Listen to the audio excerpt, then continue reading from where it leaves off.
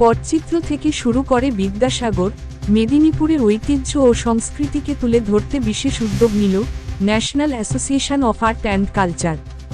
রং, তুলির আঁচড়, শিল্প আর সংস্কৃতির অনন্য সংমিশ্রণে অনুষ্ঠিত হল মেদিনীপুর আর্ট ফেস্টিভ্যাল 2025। কাথির কিশোরনগরের শচীন্দ্র শিক্ষা সদনে আয়োজিত এই উৎসবের মূল উদ্দেশ্য ছিল মেদিনীপুরের কৃষ্টি, ঐতিহ্য ও লোকসংস্কৃতিকে নবপ্রজন্মের সামনে তুলে ধরা এবং তরুণ শিল্পীদের সৃজনশীল প্রতিভাকে সম্মান জানানো। বাংলার নানা প্রান্ত থেকে আগত প্রায় 1200 জন প্রতিযোগী শিল্পী তাদের নিজস্ব শিল্পভাষায় তুলে ধরেন মেদিনীপুরের ঐতিহ্য ও লোকজ সংস্কৃতির বিভিন্ন দিক। কেউ তুলির টানে ফুটিয়ে তুলেছেন পটচিত্রের ঐতিহ্য, কেউ বা লোকজ জীবনের সহজ সরল ছোঁয়া, আবার কেউ রঙের খেলায় তুলে ধরেছেন প্রকৃতি ও মানুষের সম্পর্ক। পূর্ব মেদিনীপুর থেকে মনোজ গিরির রিপোর্ট। জেলার বার্তা।